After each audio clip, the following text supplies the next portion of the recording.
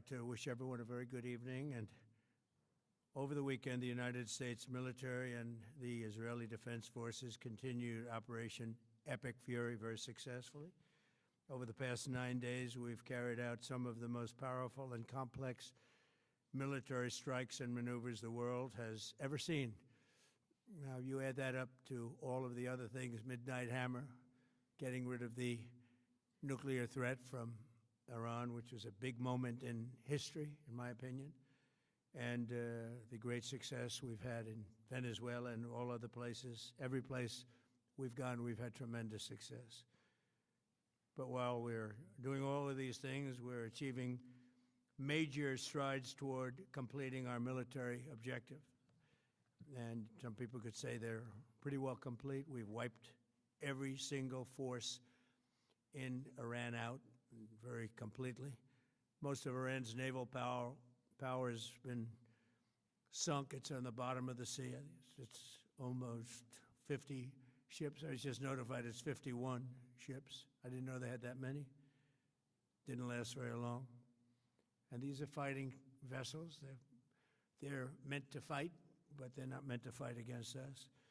We continue to target Iran's drone and missile capabilities. Their drones are way down. Their drone manufacturing has been hit starting today. We know all of the places they manufacture the drones, and they're being hit one after another. Their missile capability is down to about 10%, maybe less. We're also hitting where they make missiles and where they deliver missiles. We've struck over 5,000 targets to date, some of them very major targets, and we've left some of the most important targets for later in case we need to do it. If we hit them, it's going to take many years for them to be rebuilt, having to do with electricity production and many other things. So we're not looking to do that if we don't have to. But they're the kind of things that are very easy to hit, but very devastating if they are hit. We are waiting to see what happens before we hit them.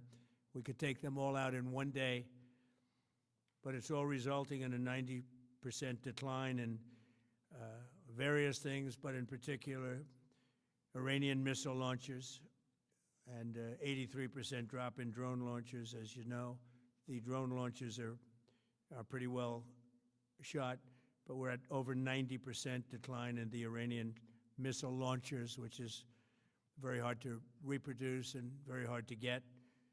And usually what we were able to do through great equipment, a lot of smart people, as soon as they sent a missile up from a launcher, we were able to knock out that launcher within a period of 5 minutes or less, accurately right on the noggin.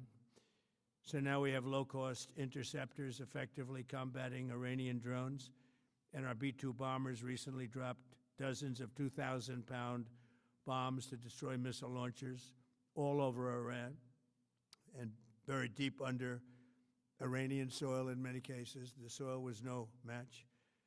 And we're also annihilating the manufacturing base that the regime uses to build drones and missiles at a rate that nobody thought was possible. We're knocking them out.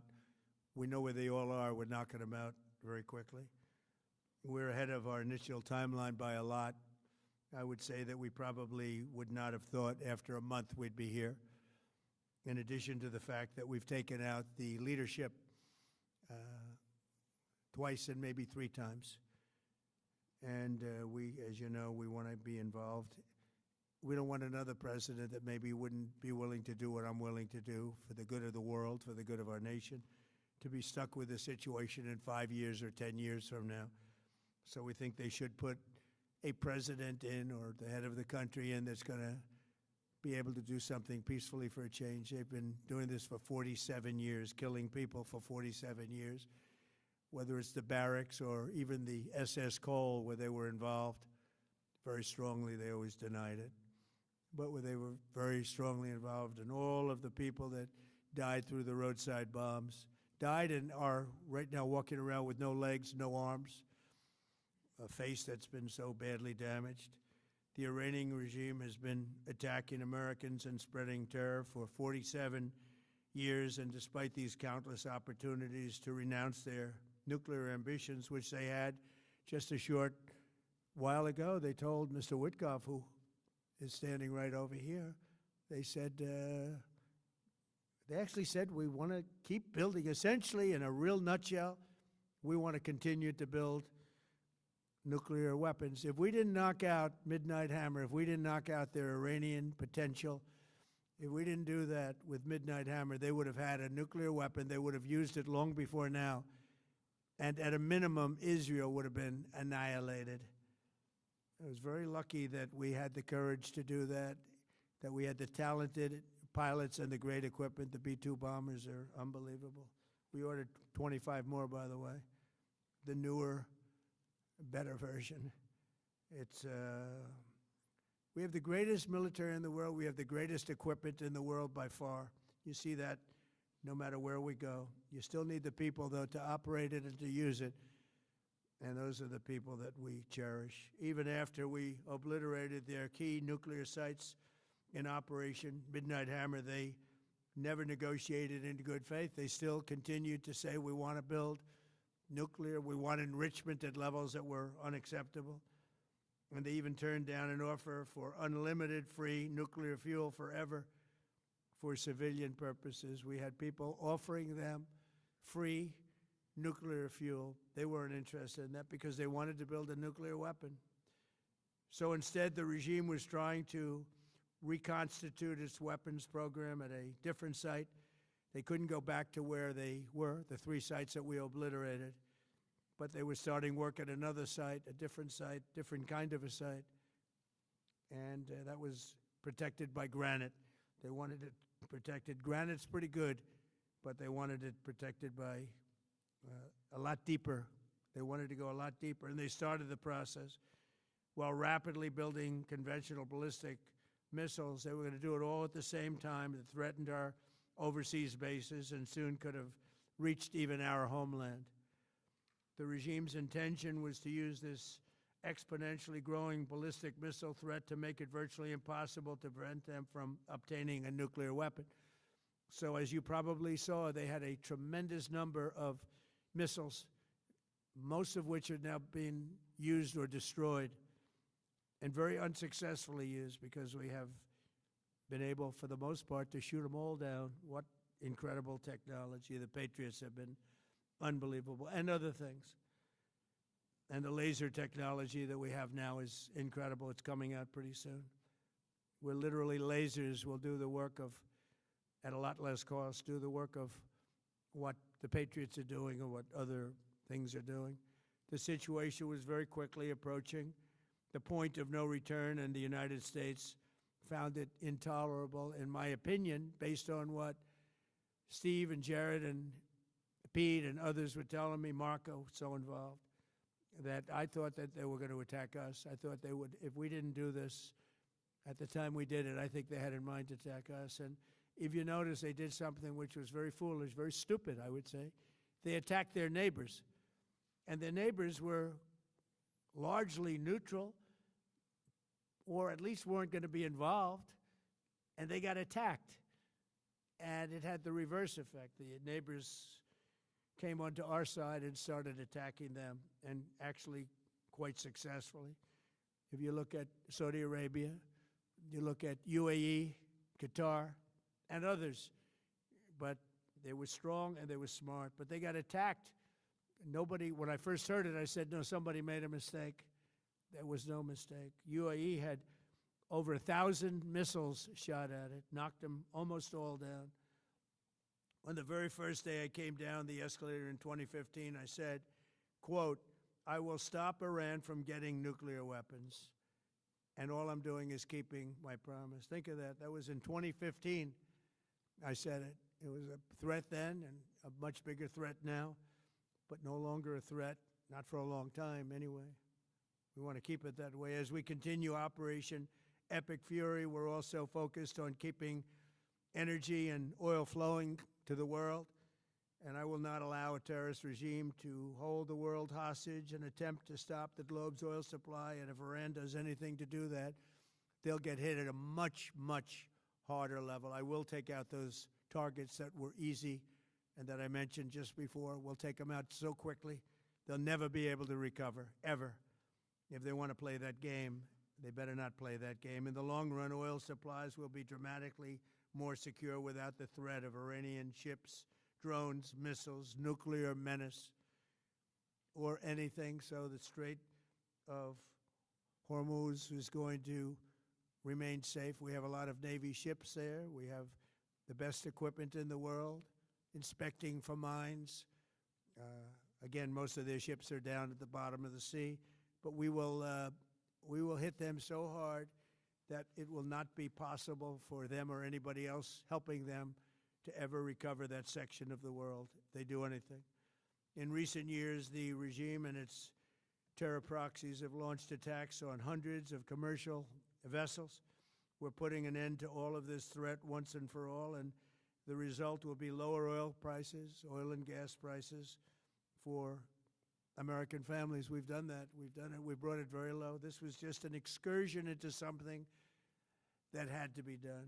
We're getting very close to finishing that, too. In the meantime, during this brief disruption, the United States is offering political risk insurance to any tankers operating in the Gulf. So we're putting up risk insurance. We'll perhaps go alongside of them for protection. We don't think it'll be necessary if it is. And if they do anything, the price will be incalculable. It will be so great that they will have wished they never did it, because you have to keep the straits flowing. With all of that, it affects other countries much more than it does the United States. It doesn't really affect us. We have so much oil. We have tremendous oil and gas, much more than we need.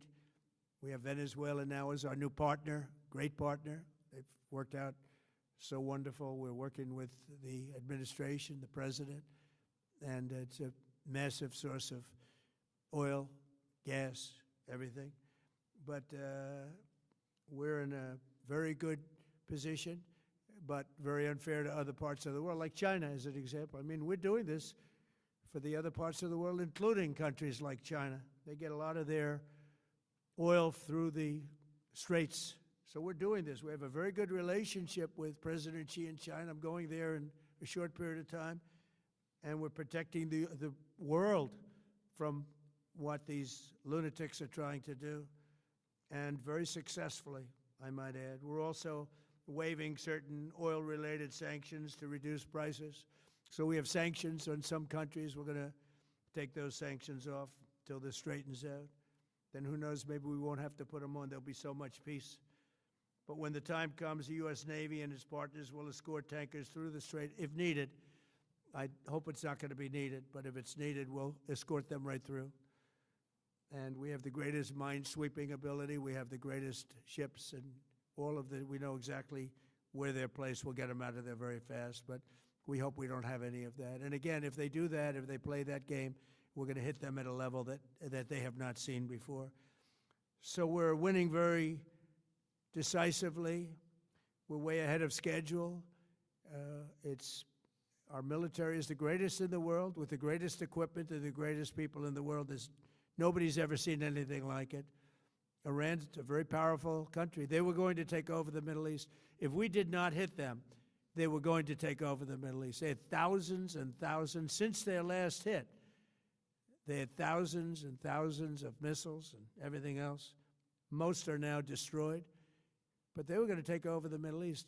Those weapons were aimed at Middle Eastern countries that had nothing to do with this. They were going to take over the Middle East, and they were going to try and destroy Israel. So we stopped it with good timing, and we're very proud to be involved in this, and it's going to be ended soon. And if it starts up again, they'll be hit even harder. Thank you very much for being here. Go ahead. Any questions? Thank you so much. Go ahead. Do you approve of Iran's new supreme leader? And secondly, can you tell us more about your call with Russian President Vladimir Putin today? Yes. What did you discuss? Yes, I had a very good call with President Putin. We had a lot of people on the line from our side, from his side. We were talking about Ukraine, which is just a never-ending fight. And look, there's tremendous hatred between President Putin and President Zelensky. They can't seem to get it together. but I think it was a positive call on that subject, and we obviously talked then about the Middle East, and he wants to be helpful.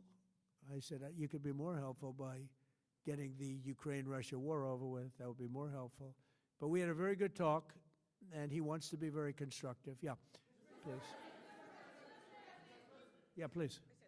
Thank you, Mr. President. On Iran, you called it an excursion. You said it would be over soon. Are you thinking this week it will be over? No, Are you but talking soon. about days? I think soon. Okay, and with respect Very to soon. Look, everything they have is gone, including their leadership. In fact, there are two levels of leadership, and even actually, as it turns out, more than that. But two levels of leadership are gone. Most people have never even heard about the leaders that they're talking about. So it's obviously been very, very powerful, very effective. to Cuba, you said that Cuba wants to make a deal. Yes. What would the United States get in return for that, and why should Americans trust Marco Rubio to negotiate it? Well, Marco Rubio is doing a great job. I think he's going to go down as the greatest Secretary of State in history. Look at what we've done as a presidency. Look at what we've done as an administration. They trust Marco, and so do the American people trust. He's been successful no matter where he's been. He also speaks the language, which is always nice and always helpful. But he's dealing, and it may be a friendly takeover. It may not be a friendly takeover. It wouldn't matter, because they're down to, as they say, fumes. They have no energy. They have no money. They're in deep trouble on a humanitarian basis. And we don't want to see that, but they were very, very bad to a lot of people, as you know, and a lot of people living the Cuban-American vote, which I got at record levels. Very important. Those people are very important to me. I know what they went through. They went through hell. Some of them have gone on to be some of the most successful people in the country. Cuban-American business people, some of them are like the most successful in the country. And a lot of them are friends of mine, because I've been fighting this battle with them for a long time. The Castro regime was brutal, but they lived off Venezuela. Now they don't live off Venezuela. Sends them no energy, no fuel, no oil, no money, no nothing. They lived without Venezuela. They couldn't have made it, and we cut them off from everything else. So, yeah, they're going to make either a deal, or we'll do it just as easy anyway. Yeah. Please, go ahead. Tomahawk missile likely destroyed that Iranian girls' school. So will the U.S. accept any responsibility? Well, I haven't seen it, and I will say that the Tomahawk, which is one of the most powerful weapons around, is used by, is sold and used by other countries, you know that.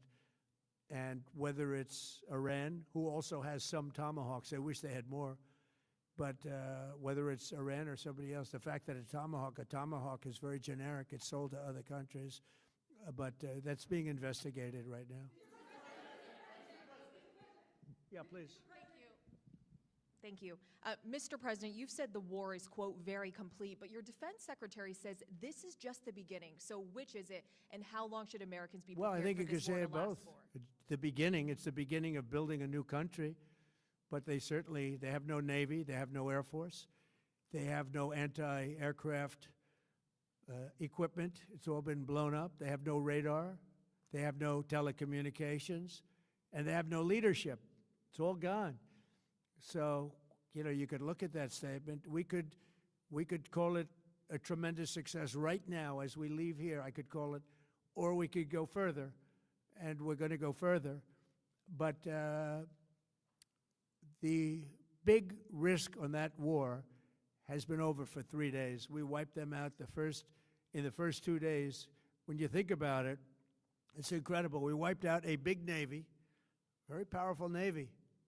These were ships. These were serious ships. These were ships that you buy when you want to win battles. They're all on the bottom floor. The sailors are all running off their ships. They refuse to get on the ships. The Air Force is gone. Everything's gone. The missiles are down to a trickle. The drones are down to probably 25%, and they'll soon be down to nothing. We'll have where they manufactured the drones are under fire as we speak. They're being hit. So the rest is going to be a determination as to my attitude, along with the people in the Trump administration, what we want to do. Thank you. Yeah, please. Can I ask you, you mentioned you were going to waive certain additional oil waivers or sanctions. Can you talk a little bit more about that and address in particular? Well, are you we're looking to considering keep the measures oil prices down. We went artificially up because of this excursion into a very positive thing. I mean, this was an excursion that a lot of people wouldn't have done. I knew oil prices would go up if I did this, and they've gone up probably less than I thought they'd go up. But I don't think anybody thought we were going to be this quickly successful. This was a military success, the likes of which people haven't seen. We have the best military. We have the best equipment. We have, I believe, the best generals. We have the best. And this went very quickly. We talked about that with President Putin. He was very impressed with what he saw because nobody's ever seen anything quite like it. You know, Iran was a very powerful military country with all of the missiles. Now, you had the double attack. You had the original attack with us and Israel, and that knocked them for a loop. Then you had the B-2 bombers, which took out their nuclear capability, and they would have had a nuclear weapon within 2 weeks to 4 weeks. And they would have used it long before this press conference, and we might have had a much different press conference if we had a press conference at all. But it's been amazing. The military success that we've had is truly unprecedented. You've told your congressional colleagues that you will not sign any piece of legislation until the Save America Act is passed. Does that include the confirmation of Senator Mullen as your next DHS secretary? Does that mean a DHS funding bill? And Senator Thune said today it's not a matter of whether or not your Republican colleagues agree with the policy, it's about changing the process. In other words, getting rid of the filibuster to get there. So in order to get it, you're going to need Democrat votes. And what we're saying is the Save America, not the SAVE Act, which nobody knew what it was, the Save America Act, the Save America Act. And that's voter ID. We want voter ID. When a voter, we want to be able to see a picture of the voter. We want to be able to see that the voter is legitimate. We want, very importantly, confirmation that this voter is a citizen of the United States of America, and we want no mail-in ballot scams. So we have exceptions for the military, for sick, for disabled, and for people that are away, business trips or whatever. Even vacations will be very liberal in that. We've added two things to it: no men and women's sports and no transgender mutilization of our children. We don't want it's mutilization of our children, and we don't want that. So we added those two things. That's the 5 points. We have 5 very good points. It polls at 86% with Democrats. Think of that. The overall vote is 86%. With Republicans, it's 98%. And the only one opposed to it is a Democrat leadership because they cheat. They want to cheat. So we added those 2 points. We're going for the gold, and we're going to have to fight like hell. Now, certain things will happen. Certain things will take place. I'm here to do a great job for the country. But we don't have a country, if we're going to have elections that are so corrupt and so dishonest like we've witnessed over the last period of time. You know, as an example, virtually nobody has nobody has a system of mail-in ballots like we have. No other country in the world. France went away from it. They all went, you know why? Because it's corrupt. And Jimmy Carter, when he had a commission, frankly, I think it's probably the best thing Jimmy Carter did. He said, you can't have mail-in voting because it's inherently dishonest. And it's turned out to be totally dishonest, so we're going to fight for it. Yeah. Has Iran activated any sleeper cells inside the U.S.? There's reports that they have pressed that trigger button to activate those cells, at least abroad. Well, they've been trying for a long time. We've been very much on top of it. One of the things we have to do is get the Democrats to stop the Democrat shutdown, because, as you know, the apparatus that looks into that, Schumer and the Democrats have shut it down, which tells you they probably hate our country a lot. But the Democrats have to open that up, but we've got very, very good intelligence into that. We know a lot of different things that have happened that have been very bad. A lot of them came in during the Biden open border period, but we have them under, we've got them, we're watching every single one of them. Yeah, we know a lot about them. The biggest problem we have is the Democrat shutdown. We know a lot about them, but the shutdown doesn't allow us to do what we have to do. Do you have to take him out? Does he have a target on his back? You mean the new supreme leader? You mean the son? How can there be an Iran with Well, another I don't Ayatollah? want to say that, but you know, I was disappointed because we think it's going to lead to just more of the same problem for the country. So I was disappointed to see their choice. Thank you, sir. You've said you have someone in mind to be the new Iranian leadership, if not the Ayatollah's son. What are you looking for in that person? Are you looking at someone internal, given that you just said that their leadership has been I decided like the and idea wiped of, out? you know, internal and eternal, come to think of it. But I like the idea of internal because it works well. I mean, I think we've proven that so far in Venezuela. We have a woman, Delcy, who has been, you know, president of the country, very respected, she's doing a great job. And it's, you know, no disruption. We had, as you remember, Iraq, where everybody got fired. The military got fired, the police got fired, the politicians got fired. There was nobody.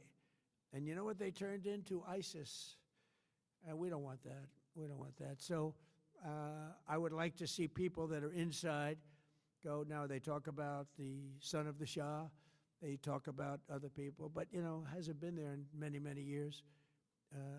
We have a formula that's been very good so far, and I think it'll continue to be good. The relationship is extraordinary with Venezuela, smart country.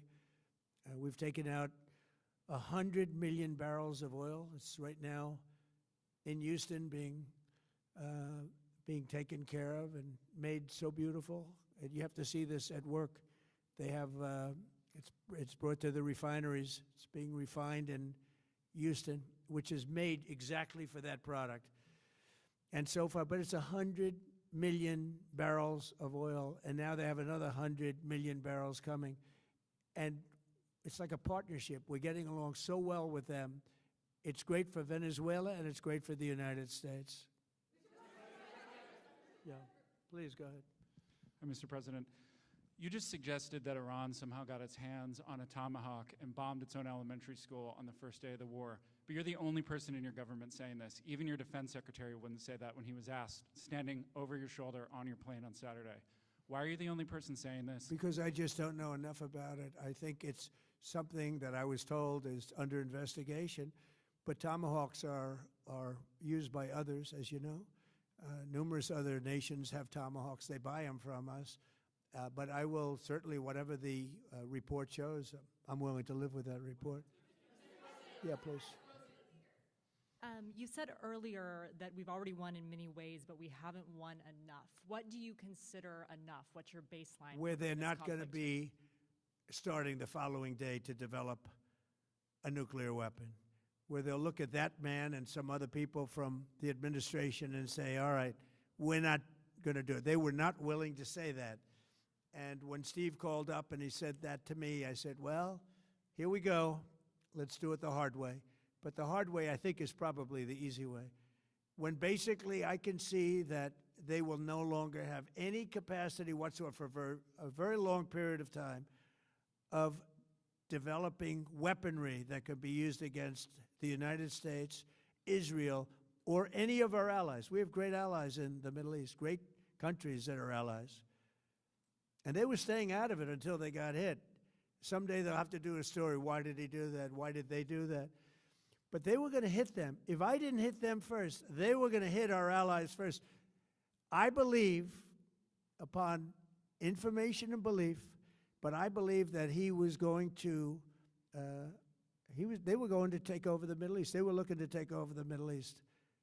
Now, had Operation Midnight Hammer not taken place, that was definite, because they would have had a nuclear weapon within a matter of weeks.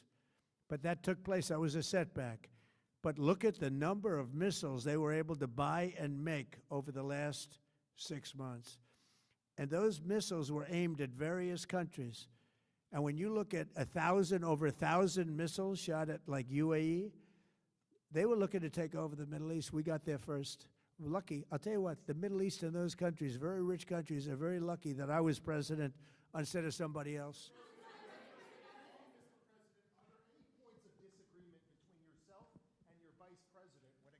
U.S. action in Iran? I don't think so, no. No, we get along very well on this. He was, I would say, philosophically a little bit different than me. I think he was maybe less enthusiastic about going, but he was quite enthusiastic. But I felt it was something we had to do. I didn't feel we had a choice. If we didn't do it, they would have done it to us. I felt, based on the negotiations that were being had by Steve Witkoff and Jared Kushner and Marco and Pete and everybody was involved, I felt that they were looking to tap us along before they hit, and I thought they were going to hit. And if they hit us first, that would have been a very bad thing. In the back, please, in the back.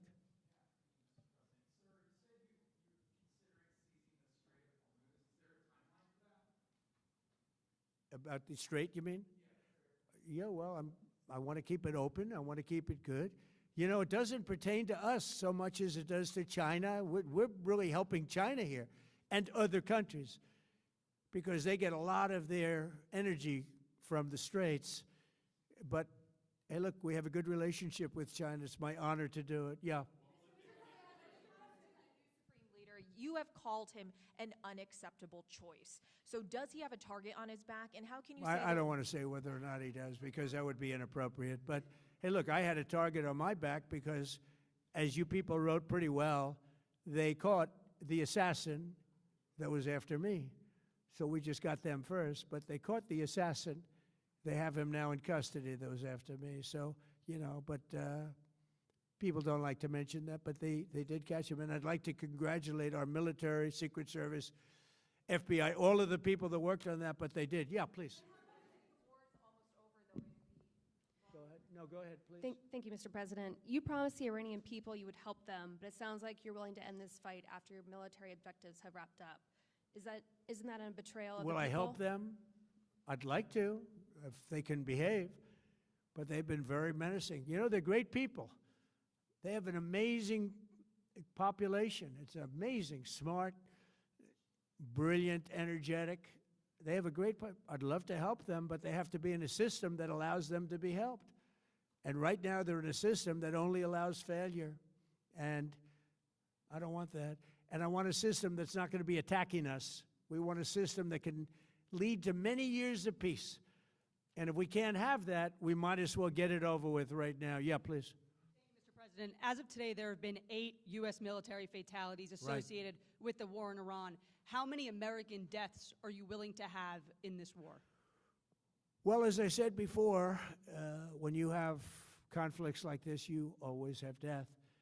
And I was at Dover yesterday. I met the parents, and they were unbelievable people. They were unbelievable people, but they all had one thing in common. They said to me one thing, every single one: finish the job, sir. Please finish the job.